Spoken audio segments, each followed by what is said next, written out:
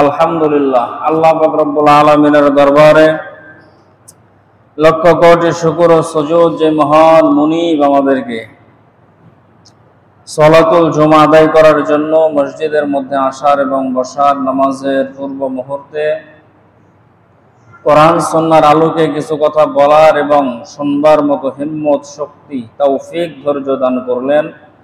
সেই মালিকের দরবারে শুকরিয়া। জবান খুলে সকলে বলছি আলহামদুলিল্লাহ।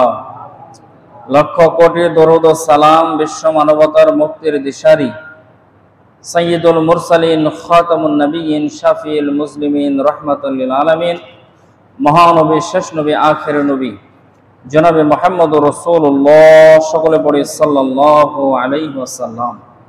সম্মানিত মুসল্লিন ইকরাম, আমরা সকলে অবগত আছি, আমরা আমাদের জুমার ধারাবাহিক বয়ান রাসূল সাল্লাল্লাহু আলাইহি সাল্লামের জীবনের উপরে আলোচনা করতেছিলাম। আজকে সে আলোচনা বন্ধ রেখে, যেহেতু সমসাময়িক বিষয়ে কিছু আলোচনা করা অত্যন্ত জরুরি এবং দরকার, এই জন্য আজকের জুমার আলোচ্য বিষয় মূর্তি পূজার সূচনা এবং এর ভয়াবহতা, মুসলমানদের ওপরে এর কুপ্রভাব, এই বিষয়ের ওপরে সংক্ষিপ্ত সময়ের মধ্যে আলোচনা করার চেষ্টা করব ইনশাআল্লাহ। মূর্তি পূজা কখন থেকে শুরু হয়েছিল, কিভাবে শুরু হলো, আপনাদেরকে অল্প সময়ের মধ্যে ধারণা দেওয়ার চেষ্টা করব ইনশাআল্লাহ। মানুষ যদি তাওহীদকে যদি ছেড়ে দেয়, আল্লাহ তাআলার একত্বতাবাদকে যদি ছেড়ে দেয়, তাহলে মানুষের জীবন দুনিয়ার মধ্যেও কষ্টের মধ্যে থাকবে, আখেরাতে যে তার কতটা কষ্ট সে সেটা কল্পনাও করতে পারে না। রাসূল করিম সাল্লাল্লাহু আলাইহি ওয়াসাল্লাম এক হাদিসের মধ্যে বলেন, আদ-দুনিয়া সিজনুল মুমিনি ওয়া জান্নাতুল লিল কাফির, যে এই দুনিয়াটা হচ্ছে মুমিনদের জন্য জেলখানা, আর যারা কাফের মুশরিক তাদের জন্য হচ্ছে বালাখানা, জান্নাত। এই হাদিসটা একটা চামড়ার মধ্যে লেখা ছিল, এক কাফের পেয়েছে এই হাদিস, আরবিতে লেখা। আমাদের দেশে যেরকম হিন্দু, বৌদ্ধ, খ্রিস্টান, ওরাও আমাদের মাতৃভাষা বাংলা জানে, ইংরেজি জানে, আরবের মানুষ মুসলমানকে আর কাফেরকে আরবি তারা বুঝে, পড়তেও পারে, লিখতেও পারে, নিজের মাতৃভাষা। এটা দেখার পরে আর তর্জমা করার দরকার হয় নাই, বুঝতে পেরেছে যে এখানে কি লেখা আছে। এই হাদিসটা নিয়ে রাসূল সাল্লাল্লাহু আলাইহি সাল্লামের নাতি হযরত হুসাইন রাদিয়াল্লাহু তাআলা আনহুর কাছে গিয়ে উপস্থিত হয়েছে যে, হুসাইন, এই যে এখানে যে কথাটা লেখা আছে এটা কার কথা? হযরত হুসাইন রাদিয়াল্লাহু তাআলা আনহু সেই লেখাটা দেখে বললেন যে এটা আমার নানার কথা। বলে, ভালোভাবে দেখো। তিনি বললেন যে ভালোভাবে দেখলাম, এটা আমার নানাই বলেছে। বলে, ঠিক আছে, আরো কয়েকজন মানুষকে ডাকো তো দেখি, যারা তোমার নানার সঙ্গে চলাফেরা করতো, উঠা বসা করতো, তাদেরকে ডাকো। তো বেশ কিছু সাহাবীকে হযরত হুসাইন রাদিয়াল্লাহু তাআলা ডাকলেন, হাদিসে নববীটা দেখালেন যে দেখেন তো দেখি এই হাদিসটা কার, এই লেখাটা কার। তিনি বললেন যে এই কথা একাধিকবার রাসূল সাল্লাল্লাহু আলাইহি সাল্লামকে আমরা বলতে শুনেছি। তখন সে কাফের বলতেছে যে তোমাকে একাই বললে হতো, কিন্তু এতগুলো মানুষকে নিয়ে আসলাম এই কারণে যাতে করে সাক্ষী হয়, মজবুত হয় বিষয়টা। এখানে তোমার নানার কথা মতে লেখা আছে যে এই দুনিয়াটা হলো মুমিনদের জন্য জেলখানা, মানে কষ্টের জায়গা, কাফেরদের জন্য জান্নাত, আরামের জায়গা। তোমার নানার কথা মতেই দুনিয়া হলো তোমরা হলাম মুমিন, আমরা হলাম কাফের। তাহলে হিসাব মতে তোমরা এই দুনিয়ার মধ্যে কষ্টে থাকার কথা, আর আমরা আরামে এসে থাকার কথা। কিন্তু আমার বাড়ির পাশে একজন মুসলমান আছে, সে 3 বেলা ভালো খানা খায়, ভালো পোশাক পরে, ভালোভাবে চলাফেরা করে, আর তোমার নানার কথা মতে তো আমি কাফের। হিসেবে তো সেই খানা আমার খাওয়া দরকার, কিন্তু আমি একদিন খাই তো 7 দিন খেতে পাই না। এই অবস্থার মধ্যে আমি চলি। তাহলে কই আমি জান্নাতের আরামায়েশ পেলাম, আর মুসলমানরা কই দুনিয়ার মধ্যে জেলখানার কষ্ট পেল? এই কথা শোনার পরে হযরত হুসাইন রাদিয়াল্লাহু তাআলা আনহু মুস্কি হাসি দিলেন, ডাক দিয়ে বললেন যে ভাই, আপনি এই কথা বুঝেছেন দুনিয়ার হাইসিয়তে, কিন্তু আমার নানা মুহাম্মদুর রাসূলুল্লাহ সাল্লাল্লাহু আলাইহি ওয়াসাল্লাম তিনি শুধু দুনিয়ার দিকে লক্ষ্য করে এই কথা বলেন নাই, তিনি দুনিয়া এবং আখিরাত দুই দিকে লক্ষ্য করে এই কথা বলেছেন। কোন মুমিন যখন ইবাদত বন্দেগী করে জান্নাতকে তার জন্য উপযোগী করে, সে জান্নাতের জন্য প্রস্তুতি গ্রহণ করে যখন কবরে যাবে, তো আল্লাহ তাআলা তার কবরটাকে জান্নাতের সমস্ত নাজ নিয়ামত দ্বারা ভরপুর করে দেবে। তখন সে জান্নাতের আরাম আয়েশগুলো ভোগ করার পরে বলতে থাকবে যে দুনিয়ার মধ্যে কি কষ্টের মধ্যে, জেলখানার মধ্যে, বন্দির মধ্যে ছিলাম, এটা করা যাবে, এটা করা যাবে না, কত বিধিবিধান, কত বাইন্ডিং এর মধ্যে ছিলাম। জেলখানায় যেরকম নিয়ম কানুনের অভাব নাই, কিভাবে বসতে হবে, কিভাবে শুতে হবে, কখন টয়লেটে যাবে, কিভাবে কাজগুলো করবে। দুনিয়ার মধ্যেও মানুষ যদি চলে এই সমস্ত নিয়ম কানুনগুলো মেনে চলতে হবে। তাহলে দুনিয়ার মধ্যে কত কষ্ট করেছি ভালো খানা খাওয়ার জন্য, বসে থেকে খাওয়া হয় নাই। যারা চাকরি করে 9টা বাজে অফিসে যাওয়া লেগেছে, 4টা বাজে আসা লেগেছে। যারা জমির মধ্যে কাজ করে সকালবেলা জমিতে গেছে, দুপুরবেলা জমি থেকে এসেছে। খানার জন্য, পোশাকের জন্য, ভালোভাবে চলার জন্য এমনিতেই মানুষের সামনে মান্না সালোয়া চলে আসে নাই। কাজ করে ঘাম ঝরিয়ে সেই সমস্ত খানাগুলো তাদের সামনে নিয়ে আসতে হয়েছে, আমাদের সামনে নিয়ে আসতে হয়। কিন্তু জান্নাতে যাওয়ার পরে মানুষ শুধু মনে করবে যে আজকে গোস্ত খাবো, শুধু নিয়াত করবে, তো 1000 প্রকারের গোস্ত বান্দার সামনে এসে হাজির হয়ে যাবে। দেখা যাবে যে মাথার উপর দিয়ে পাখি উড়ে যাচ্ছে, শুধু মনের মধ্যে ইচ্ছা হবে যে পাখিটা দেখতেই এত সুন্দর, না জানি এর গোস্ত আরো কত সুন্দর, খেতে কত জানি সুস্বাদু। বলার সঙ্গে সঙ্গে সেই পাখি ভোনা হয়ে তার সামনে হাজির হয়ে যাবে। ফেরেশতারা তার মুখের মধ্যে তুলে দিবে খানা, আর বলবে যে আল্লাহর মেহমান, তোমরা যদি চাও তাহলে খানা মুখে না, তোমার পেট পর্যন্ত পৌঁছায় দেবো, কিন্তু পেটে যদি যাই পেট ভরবে, কিন্তু জিহ্বায় স্বাদ পাবা না, মজা পাবা না।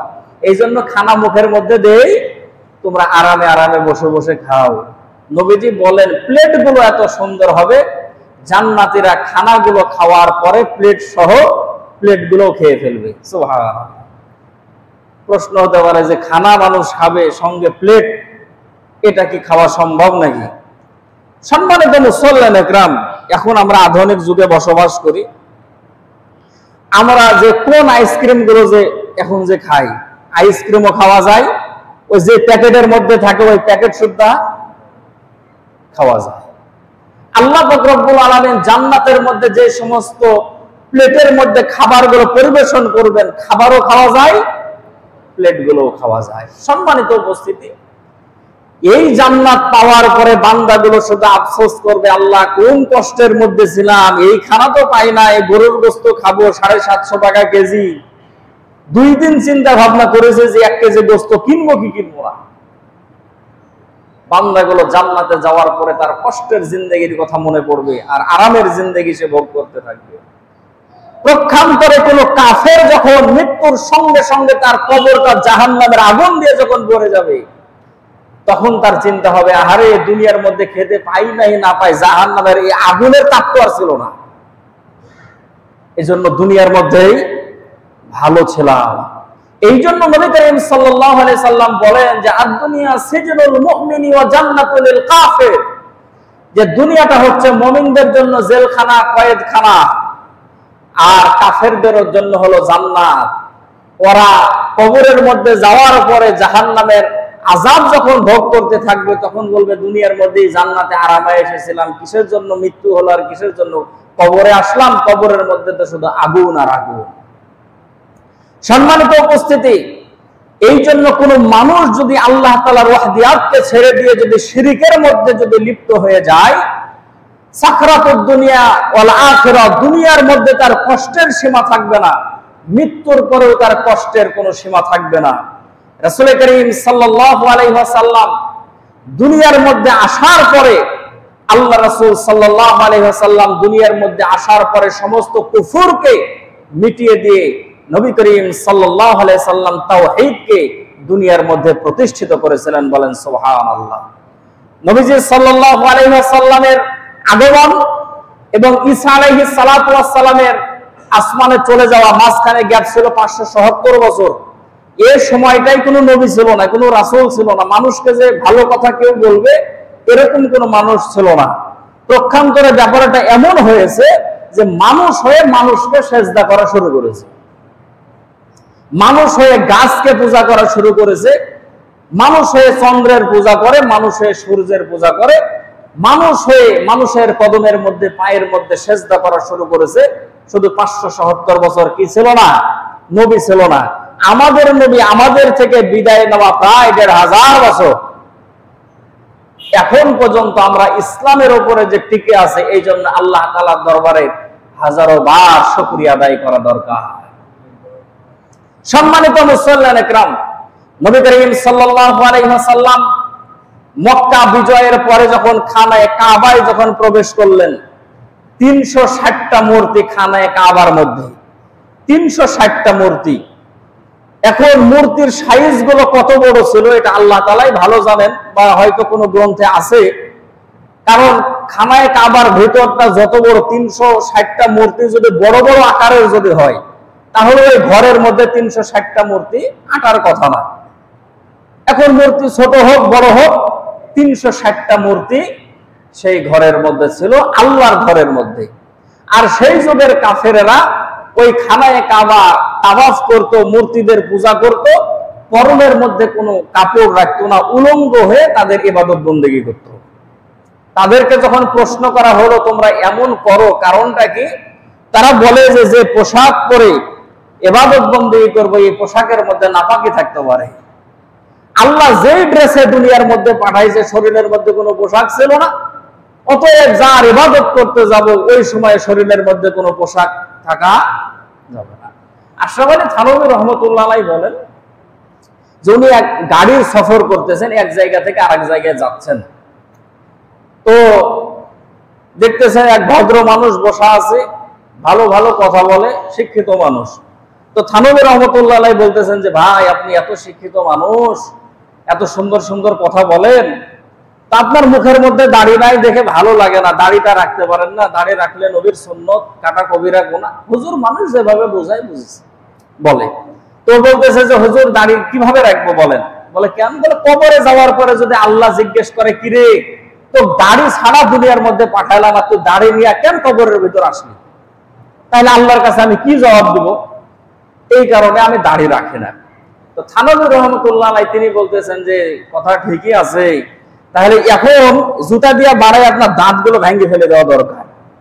কবরের মধ্যে যাওয়ার পরে যদি আল্লাহ জিজ্ঞেস করে কিরে তো দাঁত ছাড়া দুনিয়ার ভিতর পাঠালাম আর তুই দাঁত নিয়ে কবরের ভিতর আসলি কেন? থানভী রহমতুল্লাহ আলাইহি বলেন এটা হলো দাঁত ভাঙ্গা জবাব। সম্মানিত মুসল্লিয়ানে কিরাম, ওদের বুঝ এরকম ছিল যে না, এই পোশাক পরে ইবাদত বন্দেগী করা যাবে না, আল্লাহ যে পোশাকে পাঠাইছে সেই পোশাকেই করব। আল্লাহ রাসূল সাল্লাল্লাহু আলাইহি সাল্লাম মক্কা বিজয়ের পরে হযরতে আলী রাদিয়াল্লাহু তাআলাকে বললেন যে আলী হাতের মধ্যে লাঠি নাও, এক একটা মূর্তি তুমি ভেঙে ফেলো, মূর্তির মাথার মধ্যে, কপালের মধ্যে, বুকের মধ্যে আঘাত করে মূর্তিগুলো ভেঙে ভেঙে জমিনের মধ্যে পড়ে। হযরত আলী রাদিয়াল্লাহু তাআলা বলেন কুল জাআল হক ওয়া যাহাকাল বাতিল ইন্নাল বাতিলা কানা যাহুকা। হযরত আলী রাদিয়াল্লাহু তাআলা বলেন যে যখন হক আসবে তখন বাতিল চলে যাবে, নিশ্চয় বাতিল চিরদিন টিকে না। সম্মানিত মুসল্লিয়ানে কিরাম, মানুষ যদি মূর্তি পূজার মধ্যে যদি লিপ্ত হয়ে যায়, আল্লাহ তাআলার বাদ দিয়ে যদি শিরকের মধ্যে যদি লিপ্ত হয়ে যায়, তাহলে এক নাম্বার তার আকীদা ধ্বংস হয়ে যাবে, তার ঈমান নষ্ট হয়ে যাবে। এক নাম্বার তার ঈমান নষ্ট হয়ে যাবে। আল্লাহ বাদে অন্য কাউকে যদি আল্লাহর জায়গায় যদি বসায়, বা যদি মনে করে যে আল্লাহ আছে সাথে অন্য কেউ আছে, এরকম যদি মনে করে, আকীদা নষ্ট, ঈমান নষ্ট হয়ে যাবে। দ্বিতীয় নাম্বার, এই যারা মূর্তি পূজা করে, দ্বিতীয় নাম্বার হলো সমাজের মধ্যে অপসংস্কৃতি আনে। তিন নাম্বার, এই মূর্তি পূজা মানুষের আখিরাতকে নষ্ট করে ফেলে। এখন আমাদের কথা হলো যে হুজুর, এগুলো আমাদের সামনে বলার দরকার নাই, কারণ আমরা মূর্তি পূজার মতো এরকম খারাপ কাজের মধ্যে আমরা নাই।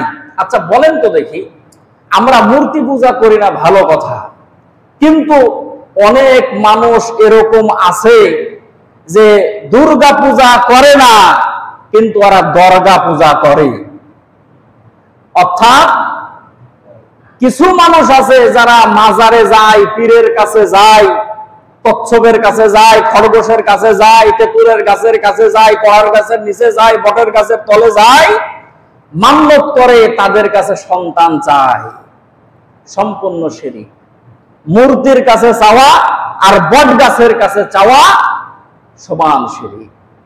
সম্মানিত মুসল্লিয়ান একরাম, সন্তান দেওয়ার মালিক একমাত্র কে? আল্লাহ। দুনিয়ার কোন পীর, দুনিয়ার কোন ফকির, দুনিয়ার কোন মাজার, দুনিয়ার কোন খাজা বাবা, দুনিয়ার আরো যত শত বাবা আছে, কোন বাবা সন্তান দিতে পারে না। সন্তান দেওয়ার মালিক হচ্ছে একমাত্র আল্লাহ তাআলা। এই বিশ্বাস থাকতে হবে। সম্মানিত উপস্থিতি, খেয়াল করে শোনেন, এই মূর্তি পূজা কোন সময় থেকে আসলো? আদম আলাইহিস সালাতু ওয়াস সালামের যুগের মানুষগুলো সবাই ভালো ছিল। হযরত নূহ আলাইহিস সালাতু ওয়াস সালামের সময় থেকে এই মূর্তি পূজা শুরু হয়েছে। সে সময় থেকে পুরোপুরি ভাবে শুরু হয় নাই। মানে নূহ আলাইহিস সালাতু ওয়াস সালামের সময় 5 জন ভালো মানুষ ছিল, আল্লাহওয়ালা মানুষ ছিল, বুজুর্গ মানুষ ছিল, যারা সেই সমাজের মধ্যে নেতৃত্ব দিত। মানুষ যাতে করে ভালো ভালো ইবাদত বন্দেগী গুলো করতে পারে, আল্লাহর নৈকট্য হাসিল করতে পারে, এই ধরনের কাজগুলো নিয়ে তারা মানুষদেরকে নিয়ে এক জায়গায় থাকতো। তো এই মানুষগুলো একে একে দুনিয়ার জমিন থেকে বিদায় নিয়ে চলে যায়। একবার শয়তান এসেছে, মাথার মধ্যে পাগড়ি, পরনে জুব্বা, হাতের মধ্যে লাঠি, মুখে সুন্দর সাদা দবদবা দাড়ি। ওই জামানার লোকদেরকে জিজ্ঞেস করতেছে যে শোনো, তোমরা যে আগে এত ইবাদত বন্দেগী করতা, কিন্তু এখন তোমরা এরকম ইবাদত বন্দেগী গুলো করো না, কারণটা কি? তো তারা আফসোসের সাথে বলল যে আমাদের এই সমাজের মধ্যে 5 জন ভালো ব্যক্তি ছিল, বুজুর্গ ব্যক্তি ছিল, তারা দুনিয়া থেকে বিদায় নিয়ে চলে গেছে। এই জন্য আমাদের আর এখন ইবাদত বন্দেগী করতে ভালো লাগে না। এখন আমরা যতটুকু করতেছি ততটুকু, আগে যে অতিরিক্ত ইবাদত বন্দেগী করতাম, এর মধ্যে যে মজা পেতাম, যে স্বাদ পেতাম, যে তৃপ্তি পেতাম, এখন আর ইবাদতের মধ্যে সেই তৃপ্তি পাই না। কারণ মানুষ যদি আল্লাহওয়ালা হয়, বুজুর্গ যদি হয়, তাহলে তার সঙ্গে ইবাদত করলে ইবাদতের মধ্যে মজা পাওয়া যায়, তৃপ্তি পাওয়া যায়। বাইতুল মুকাররমের ইমামের পিছনে নামাজ পড়ে আপনি একরকমের মজা পাবেন, খানায়ে কাবার ইমামের পিছনে যদি নামাজ পড়েন আরেক ধরনের মজা পাবেন। আবার একাক ওয়াক্তে একাক ইমাম নামাজ পড়ায়, এক একজনের পিছনে নামাজ পড়তে এক এক রকমের মজা লাগে, তৃপ্তি লাগে, ইবাদতের আগ্রহ বাড়ে। আচ্ছা, তারা তো হাল জামানার মানুষ। এই নামাজ যদি কেউ আবু বকর রাদিয়াল্লাহু তাআলার পিছনে যদি পড়ে, এই নামাজ যদি কেউ রাসূল সাল্লাল্লাহু আলাইহি সাল্লামের পিছনে পড়ে, তাহলে তার ইবাদতের স্বাদ, ইবাদতের মজা আরো বেশি। বলে আমরা এরকম বুজুর্গদের সঙ্গে ইবাদত করতাম, কিন্তু তারা এখন নাই, এই জন্য আমাদের আর ইবাদত ভালো লাগে না। তখন শয়তান তাদেরকে মানুষের বেশে বুদ্ধি দিল যে শোনো, আমি যদি তাদের ছবি যদি তোমাদেরকে দেখাই, তাহলে কি চিনতে পারবা যে তারাই সেই মানুষ? বলে হ্যাঁ, অবশ্যই চিনতে পারবো। 5 জন মানুষের তাফসিরে তাদের নাম আসছে। 5 জন মানুষের ছবি শয়তান তাদের সামনে তুলে ধরলো। এটা দেখার পরে সেই জামানার লোকগুলো হাউ হাউ করে কান্না করা শুরু করলো যে হ্যাঁ হ্যাঁ, এই সমস্ত মানুষগুলোর সাথেই তো আমরা ইবাদত করতাম, এরাই তারা। বলল ঠিক আছে, আমি এদের একটা আকৃতি তোমাদের কাছে দিয়ে যাচ্ছি, তাহলে এদেরকে দেখে দেখে তোমরা ইবাদত করলে ইবাদতের মধ্যে মজা পাবা। 5 জনের আকৃতি মূর্তি বানিয়ে তারা তাদের ইবাদত খানার বাইরে রেখে দিল। তারা যখন ইবাদত খানার মধ্যে প্রবেশ করে তাদেরকে দেখে প্রবেশ করে, ইবাদত করতে ভালো লাগে। ইবাদত কিন্তু আল্লাহর করে, কিন্তু তাদেরকে দেখে ইবাদত করে। এক প্রজন্ম চলে গেল। দ্বিতীয় প্রজন্ম আসার পরে চিন্তা করলো যে তাদেরকে দেখে যখন ইবাদত করি, ওদেরকে বাইরে রাখবো কেন, ভিতরে নিয়ে আসি। ভিতরে নিয়ে আসলো। সেই প্রজন্ম চলে গেল। পরের প্রজন্মের কাছে শয়তান এসে বলল যে দেখো, আমি দেখেছি যে তোমাদের বাপ দাদারা এই সমস্ত মূর্তিদের পায়ে সেজদা করত, তাদের ইবাদত করত, অতএব তোমরাও তাদের ইবাদত করো। আল্লাহর একত্বতাবাদ বাদ দিয়ে আল্লাহ তাআলা তাওহীদকে অস্বীকার করে তারা মূর্তির পূজাগুলো শুরু করলো। কিন্তু মূর্তি তাদের নাম এই তাফসীরের মধ্যে আসছে, এই সমস্ত মূর্তিগুলো কিন্তু পরে মূর্তির নাম হলো, কিন্তু এই সমস্ত মানুষগুলো কি ছিল, ভালো মানুষ ছিল, আল্লাহওয়ালা মানুষ ছিল, বুজুর্গ মানুষ ছিল। পরবর্তীতে তাদের নাম কি হয়ে গেল, মূর্তির নাম হয়ে গেল। কিসের জন্য? অতিরিক্ত ভালোবাসা, অতিরিক্ত মহব্বত দেখাতে গিয়ে এই সমস্ত মানুষগুলোকে তারা এই জায়গায় শিরকের কাতারে তারা দাঁড় করালো। কিন্তু তাদের তো ওই সমস্ত মানুষদের তো কোনো দোষ নাই।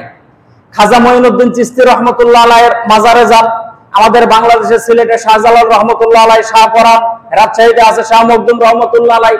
তাদের কবরের মধ্যে যাওয়ার পরে দেখবেন যে কেউ কবর তাওয়াফ করতেছে, সমানে ঘুরে, হাতে তসবিহ, সমানে ঘুরে, কোনো কাজ নাই। কেউ দেখতেছে কবরের মধ্যে সেজদা দিতেছে, কবরের মাটি নিয়ে বুকের মধ্যে লাগাইতেছে। যদি আপনি কি বলেন যে কবরের মধ্যে সেজদা করেন, এটা তো শিরক, আল্লাহ বাদে কাউকে সেজদা করা যাবে না। ওরা বলে যে আমরা কবরে সেজদা করি না, আমরা কবরে চুমা খাই। তো মুখ দিয়ে যদি চুমা খেতে যাই, তাহলে নাক আর কপালকে বাড়িতে রেখে আসবো? মুখ দিয়ে চুমা খেতে গেলে তো নাক আর কপাল তো যাবে। তাহলে আপনারা দেখেন সেজদা, কিন্তু আমরা সেজদা দেই না, কি করি, চুমা খাই। আচ্ছা, কোন জায়গায় কি আছে যে কবরের মধ্যে চুমা খাওয়া যাবে? কবরে চুমা খাওয়া যদি জায়েজই থাকতো, তাহলে সাহাবা ইকরাম রাদিয়াল্লাহু তাআলা আল্লাহর রাসূলের কবরের মধ্যে চুমা খেত। আচ্ছা, যে মানুষগুলো কবরের মধ্যে শুয়ে গেছে, ইয়ামান দেশ থেকে শাহজালাল রহমতুল্লাহ আলাইহি আসছেন, তিনি তো কোনো সময় বলেন নাই যে আমার মাজারে তোরা গান বাজনা বাজাবি, সেই জায়গার মধ্যে গাঁজা খাবি, আসর জমাবি, এই কথাগুলো বলেন নাই। কিন্তু এখন মানুষগুলো করতেছে, এর কারণে তাদের কোনো দোষ নাই। সম্মানিত উপস্থিতি, নূহ আলাইহিস সালাতু ওয়াস সালামের জামানার সেই 5 ব্যক্তিকে তারা যে ইবাদতের জন্য সামনে দাঁড় করালো, তাদের কোনো দোষ নাই। তারা অতিরিক্ত ভক্তির কারণে এই সমস্ত কাজগুলো করলো। সেই প্রজন্ম পার হয়ে গেল। নূহ আলাইহিস সালাতু ওয়াস সালাম এবং ইব্রাহিম আলাইহিস সালাতু ওয়াস সালাম, সংক্ষেপে বলতেছি, মাঝখানে 2 জন নবী ছিল, একজন সালেহ আলাইহিস সালাতু ওয়াস সালাম, একজন হুদ আলাইহিস সালাতু ওয়াস সালাম। সালেহ আলাইহিস সালাতু ওয়াস সালাম তার কওমের কাছে যখন দাওয়াত দিলেন যে এক আল্লাহর ইবাদত করো, তখন তারা বলল যে না, আমরা এক আল্লাহর ইবাদত করব না, কারণ আমাদের ইলাহ হলো 5 জন। জোরে বলেন নাউজুবিল্লাহ। হযরত সালেহ আলাইহিস সালাতু ওয়াস সালাম ডাক দিয়ে বললেন, এক আল্লাহর দাওয়াত দেওয়ার জন্য তোমাদের কাছে আসলাম। তোমরা এক আল্লাহকে বিশ্বাস করো না, তোমরা 5 জন খোদার কথা বলো, 5 জন প্রভুর কথা বলো। তোমরা সেই 5 জনের ইবাদত তোমরা করো, সেই 5 জনকে তোমরা বাদ দিয়ে দাও। এক আল্লাহ তাআলার উপরে ঈমান আনো। আল্লাহ পাক রব্বুল আলামিনের উপরে ঈমান যদি আনতে পারো, দুনিয়ার মধ্যে তোমাদের কোনো চিন্তা থাকবে না, আখিরাতের মধ্যে তোমাদের কোনো পেরেশানি থাকবে না।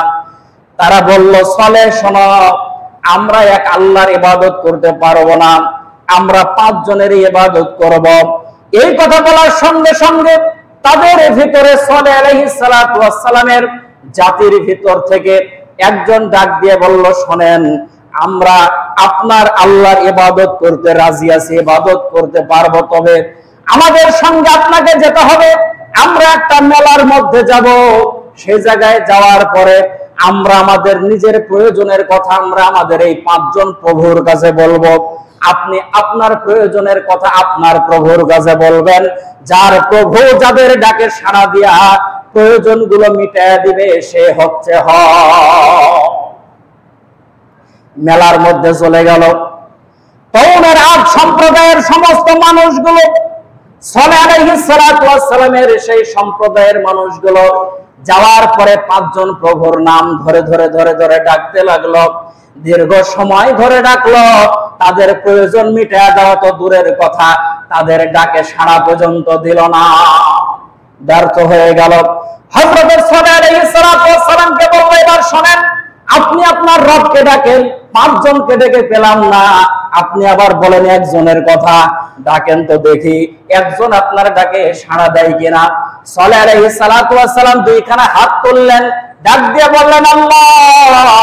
সঙ্গে সঙ্গে কওমের লোকেরা ডাক দিয়ে বলে, সালেহ শোনেন, আপনি আল্লাহর কাছে কি দোয়া করবেন?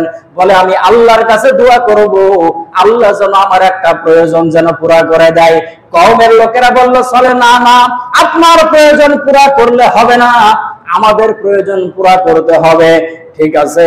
সালেহ আলাইহিস সালাতু ওয়াস সালাম আবার দুইখানা হাত তুললেন, আল্লাহরে ডাক দিয়ে বললেন মালিক। কওমের লোকেরা ডাক দিয়ে বলে, শোনেন, আমার কথা শেষ হয় নাই, আমাদের প্রয়োজন পুরা করতে হবে। বলে, কি প্রয়োজন পুরা করতে হবে? বলে, আপনি কি বলতে চেয়েছিলেন? বলে, আমি বলতাম তাদের তোমাদের যা প্রয়োজন আছে সব প্রয়োজন যেন আল্লাহ পুরা করে দেয়। বলে, এত কিছুর প্রয়োজন নাই, আপনি শুধু বলেন, এই যে সামনে বিশাল বড় একটা পাহাড় দেখা যায়, পাহাড়ের ভিতর থেকে যদি একটা গর্ভবতী উটনি যদি বের হয়ে যদি আসতে পারে, আর কোনো কথা বলা লাগবে না, উটনি বের হয়ে আসার সঙ্গে সঙ্গে আমরা কালেমা পড়ে মুসলমান হয়ে যাব। সালেহ আলাইহিস সালাতু ওয়াস সালাম দুইখানা হাত তুলে আল্লাহ পাক রব্বুল আলামিনের কাছে দোয়া করলেন, ডাক দিয়ে বললেন, মালিক, পাহাড়ের ভিতর থেকে আপনি উটনিটা বের করে দেন।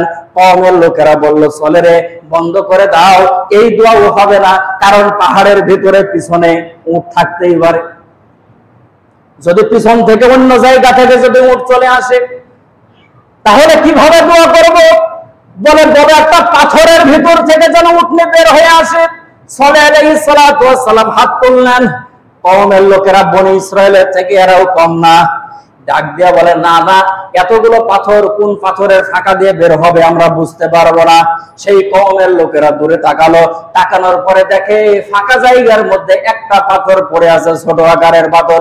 ডাক দিয়ে বলল, চলে আমাদের ফাইনাল কথা, ও আল্লাহর পয়গম্বর, আপনি বলেন, ওই যে ফাঁকা জায়গার মধ্যে যে পাথরটা পড়ে আছে, এর ভিতর থেকে যদি একটা উটনি যদি বের হয়ে যদি আসে, গর্ভবতী উটনি যদি বের হয়ে আসে, তাহলে আমরা কালেমা পড়বো, আপনার দলে চলে আসবো। সালেহ আলাইহিস সালাতু ওয়াস সালাম আল্লাহর দরবারে দুইখানা হাত তুলে দোয়া করলেন আর বললেন, মালিক, ওই যে পাথরটা দেখা যায়, আমার কওমের লোকেরা বলেন তার ভিতর থেকে যদি একটা গর্ভবতী উটনি যদি বের হয়ে আসে, তারা নাকি কালেমা পড়বে, আমার দলে চলে আসবে, আপনাকে রব হিসাবে মেনে নেবে, তারা যে 5 জন প্রভুকে মানে সেগুলো তারা ছেড়ে দেবে। মালিক গো, আপনি আমার দোয়া কবুল করেন, সেখান থেকে একটা উট বের করেন। কওমের লোকেরা ডাক দিয়ে বলেন, বলার সঙ্গে সঙ্গে আমরা দেখি মেয়েদের পেটের মধ্যে বাচ্চা হলে স্বাভাবিক যেমন পেটটা বড় হয়, আমরা দেখতেছি পাথরটা এমনিতেই বড় হওয়া আরম্ভ করলো। আল্লাহ সূরা হুদের মধ্যে জানায় দিলেন নবীজি, আল্লাহ পাক রব্বুল আলামিন জানান, নবী গো সালেহ আলাইহিস সালাতু ওয়াস সালামের ঘটনা আপনাকে আমি জানায় দিলাম, শুনেন। পাথরটা বড় হওয়া শুরু হলো, কিছুক্ষণ পরে পাথরের ভিতর থেকে মোটা তাজা বড় আকারের একটা গর্ভবতী উটনি সেখান থেকে বের হয়ে আসলো। তাফসীরের মধ্যে লেখে, উটের পেটের মধ্যে বাচ্চা আছে না নাই বুঝবে কিভাবে? আল্লাহ পাক রব্বুল আলামিন এমন ব্যবস্থা করে দিয়েছেন, কওমের লোকেরা স্পষ্ট দেখতে পায় উটের পেটের ভিতরে বাচ্চা দেখা যায়। কওমের লোকেরা তারপরে কালেমা পড়ে নেয়, ধান্দাবাজ। ডাক দিয়ে বলল, সালেহ শোনেন, আমরা এখনই আপনার দলে যাব না, আমরা কিছুদিন এটা দেখবো, এটাকে আপনি জাদু মন্ত্র দিয়ে করলেন না, এটা কিভাবে কি হলো এটা আমরা কিছুদিন দেখতে চাই। এর আগে শোনেন, গর্ভবতী উটনি বের হয়েছে, তার কাছ থেকে আপনি যদি আমাদেরকে দুধ পান করাইতে পারেন তাহলে আর কিছুদিন সময় নেব না, এখনই আপনার দলে চলে যাব। আল্লাহ পাক রব্বুল আলামিন সালেহ আলাইহিস সালাতু ওয়াস সালামকে ডাক দিয়ে বলল, সালেহ শোনো, তারা শুধু দুধ পান করতে চেয়েছে, তাদেরকে তুমি বলে দাও তারা তাদের বাড়ির মধ্যে চলে যাক, তাদের বাড়ির মধ্যে যতগুলো বোতল আছে, কলসি আছে, জগ আছে, ড্রাম আছে, সবগুলো তারা যাতে করে উটের কাছে নিয়ে আসে, আমি আল্লাহ পাক রব্বুল আলামিন তাদের দুধের ব্যবস্থা করে দেব। যে উটের এখন পর্যন্ত বাচ্চা হয় নাই, আল্লাহ পাক রব্বুল আলামিন এর হাবিব সাল্লাল্লাহু আলাইহি সাল্লামকে যখন বলা হলো কওমের লোকেরা বাড়ির মধ্যে যাওয়ার পরে তাদের যে সমস্ত বাসনগুলো ছিল তারা নিয়ে হাজির হলো, আল্লাহ তাআলা সাল্লাল্লাহু আলাইহি সাল্লামকে বললেন তুমি উটের উলানের মধ্যে হাত দাও। উটের উলানের মধ্যে যখন হাত দিল মুসলমান, আল্লাহ পাক রব্বুল আলামিন সেখান থেকে দুধের ফোয়ারা জারি করে দিলেন। সবাই পান করলো, তাদের কাছে যে বর্তনগুলো ছিল সেগুলো ভর্তি করে নিল। তাফসীরের কিতাবের মধ্যে আশ্চর্য লেখেন, সেই উটের দুধ যদি একদিন যদি দহন করা হতো পুরা কওমের লোক খেয়ে শেষ করতে পারতো না, এত বরকত। আল্লাহ পাক রব্বুল আলামিন বললেন যে চলে এটা তোমার মুজিজা, এলাকার মধ্যে এই উটটা রেখে দাও। তবে শোনো, এই উট যে ঘাটের মধ্যে পানি পান করবে ওই উটের ওই ঘাটের মধ্যে যেন অন্য কোন উট যাতে করে না যায়, আর এই উটের শরীরের মধ্যে কেউ যাতে করে আঘাত না করে, এর ক্ষতি যাতে করে না থাকে। যতদিন থাকবে ততদিন এরকম বরকতের দুধ দেবে, একবার দুধ দহন করবা পুরা কওমের মানুষ খাবে। উটটা থাকে, মানুষ দুধ পান করে। ওই এলাকার মধ্যে দুশ্চরিত্র দুইজন ছিল, ওই এলাকারে আরো দুশ্চরিত্রা দুইজন মহিলার কাছে প্রতি রাত্রে তারা যায়। দুইজন রাত্রের বেলা যখন মহিলার কাছে গেছে, মহিলা ডাক দিয়ে বলে যে শোনেন, আমাদের সঙ্গে আজকে আপনারা সময় কাটাতে পারবেন না। কেন? বলে আমাদের কাছে যদি আসতে চান তাহলে সালেহ আলাইহিস সালাতু ওয়াস সালামের যে উটনি আছে এই উটনিকে হত্যা করা লাগবে। উটনিকে যদি হত্যা করেন তাহলে আমাদের কাছে আসতে পারবেন, তাছাড়া পারবেন না। ওই বদরের মাঠে যখন সাহাবায়ে কেরাম যখন যায়, কাফেররা যখন যায়, তখন সে সময়ের মহিলারাও বলেছিল যে শোনেন, যদি জিহাদের ময়দানে যদি বিজয় অর্জন করতে পারেন তাহলে স্বামী বলে আমাদের কাছে আসেন, না হলে আমাদের হাতের চুরি আপনাদের হাতে পড়ায় দেব। সেই দুইজন লোক ব্যর্থ হয়ে ফিরে গেল, কিভাবে উটকে হত্যা করবে। ওই এলাকার মধ্যে ডাকাত সর্দার ছিল, কোরআনের মধ্যে আল্লাহ জানিয়ে দিয়েছে।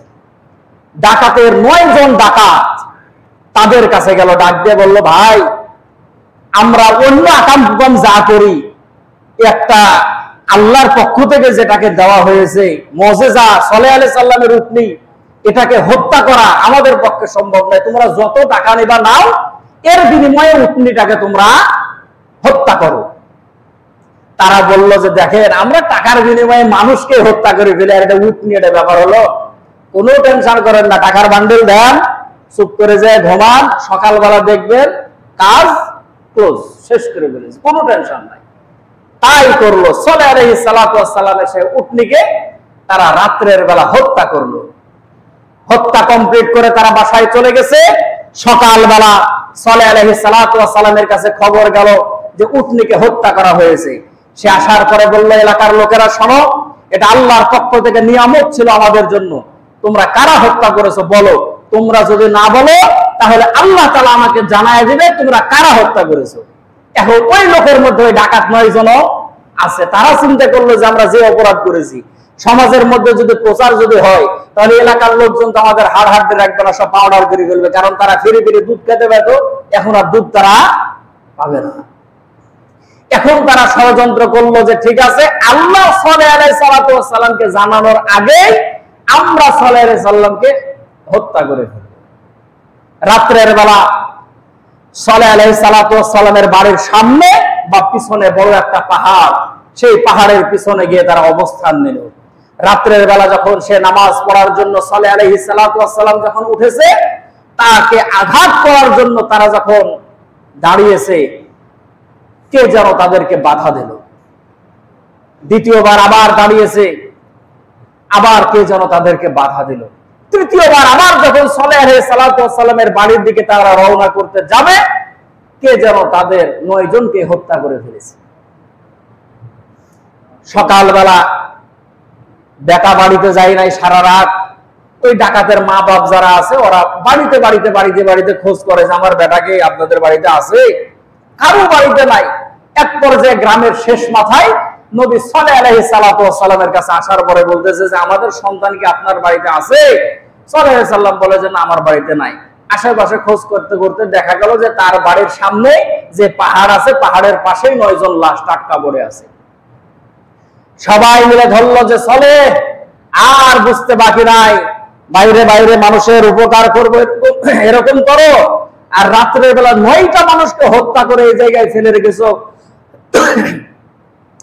সবাই মিলে সালেহ আলাইহিস সালাতু ওয়াস সালামকে হত্যা করার জন্য সবাই মিলে পরিকল্পনা করলো যে সালেহকে শেষ করে ফেলবো। এমন সময় আল্লাহ পাক রব্বুল আলামিন পরিকল্পনা বুঝতে পেরে নবীকে জানালেন, ওগো নবী, আপনার কওমের সময় শেষ, এদের ডেট ওভার, বড় অপরাধ করেছে তারা, আপনাকে হত্যা করতে চায়। তাদেরকে সময় দেন 7 দিন নয়, মাত্র 3 দিন।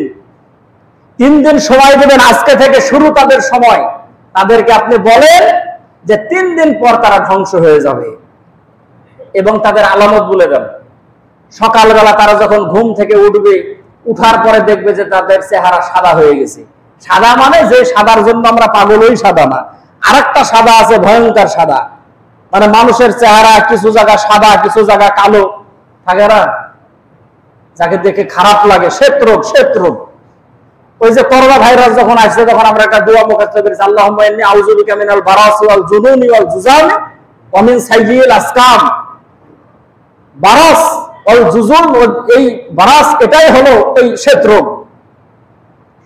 তো শ্বেতরোগ প্রথমে তাদের চেহারা সাদা হয়ে যাবে, পরের দিন তাদের চেহারা লাল এবং হলুদ হয়ে যাবে, তৃতীয় দিন তাদের চেহারা কালো হয়ে যাবে। এরপরে এদের উপরে আযাব আসবে।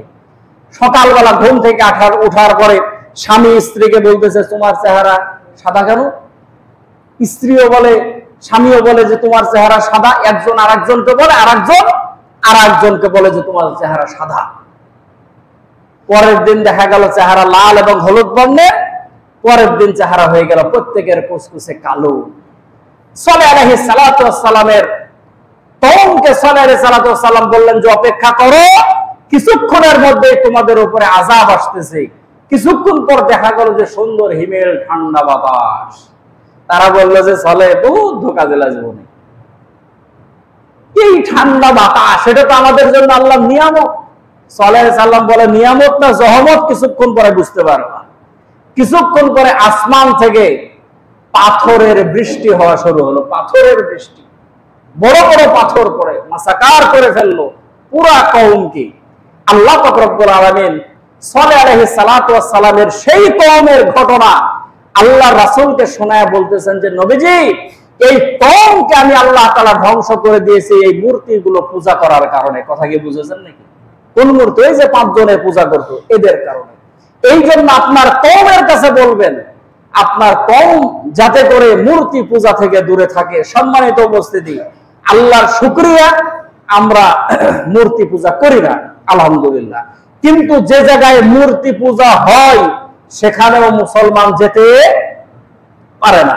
আমাদের দেশে গত বছরে আমরা দেখেছি অনেক রাজনৈতিক দলের নেতারা যাওয়ার পরে ওই মন্দিরের মধ্যে গীতা পাঠ করেছে। মন্দিরের মধ্যে গীতা পাঠ করে বিভিন্ন ধরনের কার্যক্রম করে। যারা দায়িত্বশীল যারা আছে, চেয়ারম্যান আছে, মেম্বার আছে, এমপি মন্ত্রী যারা আছে, যারা উপদেষ্টা যারা আছে, এরা আমাদের ধর্ম উপদেষ্টাকে নিয়ে বিভিন্ন মানুষ বলতেছে যে এত বড় আলেম তাও কিসের জন্য ঢাকেশ্বরী মন্দিরে গেল? সে তো ধর্ম উপদেষ্টা, সে শুধু ইসলাম ধর্মের তো উপদেষ্টা না, সে তো সব ধর্মেরই উপদেষ্টা। অতএব তার যেহেতু দায়িত্ব, আমাদের দেশে হিন্দুরা বসবাস করবে, ভালো কথা, তারা তাদের ধর্ম তাদের মতো করে পালন করবে, কোনো সমস্যা নাই। সে যেহেতু উপদেষ্টা, সেখানে তাকে যেতে হবে। এটা সাধারণ জনে বুঝতে হবে যে সেখানে তার দায়িত্ব, সেই জন্য তাকে যেতে হবে সেই জায়গায়, যে তারা তাদের কাজগুলো ঠিক মতো করতে পারতেছে কিনা। এখন আমিও যদি মনে করি যে না, আমি এত বড় মসজিদের ইমাম, আমারও দেখা দরকার যে তারা পূজা ঠিক মতো করতে পারতেছে কিনা। উমুকে যদি মনে করে আমি এত বড় মাদ্রাসার প্রিন্সিপাল, আমারও দেখা দরকার। দিগ্রামের সব মুসলমান যদি মনে করে যে ঠিক আছে ওরা ঠিক মতো পূজা করতে পারতেছে, আমরা একটু যাই, একটু আশেপাশে থেকে দেখি, তাহলে কি আমাদের জন্য জায়েজ হবে? আমাদের জন্য জায়েজ নাই। সম্মানিত মুসলমান একরাম, যারা দায়িত্বশীল আছে তারা যেতে পারেন, তাদের যাতে করে কোনো সমস্যা। যেরকম পুলিশ, তাদের দায়িত্ব আছে, পালন করতে হবে, সেখানে থাকতে হবে, তাদেরকে পাহারা দিতে হবে। আমাদের ঈদের মাঠে পুলিশের দরকার হয় না, ওদের ওখানে দরকার হয়, আমরা 5 ওয়াক্ত নামাজ পড়তে আসি, পুলিশের দরকার হয় না। ওদের হয়, কি কারণে হয় আল্লাহই ভালো জানে। দিক পাহারা কোনো সমস্যা নাই, আমরা এত বড় বড় জালসা করি, মাহফিল করি, আমাদের পুলিশের দরকার হয় না। ওদের হয়, হোক, দিক, সমস্যা নাই। কিন্তু আমরা যারা সাধারণ যারা মানুষ আছি, যেখানে আল্লাহ তাআলাকে অপমান করা হয়, আল্লাহ তাআলার ওয়াহদিয়াতকে নষ্ট করা হয়, যেখানে মূর্তি পূজার মতো ভয়াবহ পাপাচার কাজ করা হয়, যেখানে আল্লাহ পাক রব্বুল আলামিনের সঙ্গে শিরক করা হয়, সে জায়গায় কোনো মুসলমান যেতে পারে না। কথা বলে ঠিক না বেঠিক? এই জন্য আমরা যারা মুসলমান হিসাবে নিজেদেরকে দাবি করি, মুসলমানের সন্তান হিসাবে আমরা যারা নিজেদেরকে দাবি করি, যেখানে মূর্তি পূজা হবে সেই সমস্ত জায়গার মধ্যে আমরা যাব না। বলেন ইনশাআল্লাহ। আপনাদের অনেকের বন্ধু বান্ধব আছে, হিন্দু মানুষ, দাওয়াত দিলে দোস্ত আসিস লাড্ডু খাওয়াবো। অনেকের ইস্টাফ আছে হিন্দু, স্যার আমার বাসাতে আসাই লাগবে স্যার। তাদের সঙ্গে আদবের সাথে, সম্মানের সাথে তাদেরকে বলবেন, যেভাবে বুঝানোর বুঝাবেন, কিন্তু তাদের উৎসবের ভেতরে আপনি যাবেন না। আপনার কুরবানি, এখন ওই যে মানুষগুলো এখনো আছে বলে ধর্ম যার যার, উৎসব সবার। এই জন্যই তো এখন আলেম ওলামা বলতেছে যে তাহলে বিয়া যার যার, বউ সবার। মানবেন নাকি আপনারা যে বিয়া যার যার, বউ সবার, পুকুর যার যার মাছ সবার, গাছ যার যার ফল সবার?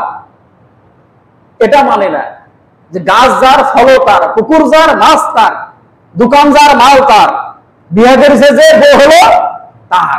এই জন্য ধর্ম যার, উৎসব তার। কুরবানের সময় আর এই কথা বলে না ভদ্রলোকেরা যে ধর্ম যার যার, উৎসব সবার। তাই প্রত্যেকটা হিন্দু বলো যে মারো একটা করে গরু জবাই করো, ওই সময় আর বলে না। সম্মানিত মুসল্লিয়ানে ইকরাম, কোন হিন্দু যদি আপনি কুরবানিতে দাওয়াত দেন, ও তো আসবে না। আপনার বাড়ির গরুর গোশতের সেন্ট যতদিন থাকবে আপনার ভিটার উপরেই পা দিবে না। তবে এখন নাকি কিছু হিন্দু আবার পরিবর্তন হয়েছে, গোপনে গোপনে মারি যায় বলে কাউকে বলিস না, এরকমও আছে। সম্মানিত মুসল্লিয়ানে ইকরাম, এই জন্য যে জায়গায় আল্লাহ তাআলার সঙ্গে শিরিক করা হয়, এই সমস্ত জায়গার মধ্যে আমরা যাব না। বলেন ইনশাআল্লাহ। ইনশাআল্লাহ আল্লাহ পাক রব্বুল আলামিন আমাদেরকে আমল করার মতো তৌফিক দান করুন। বলেন আমিন।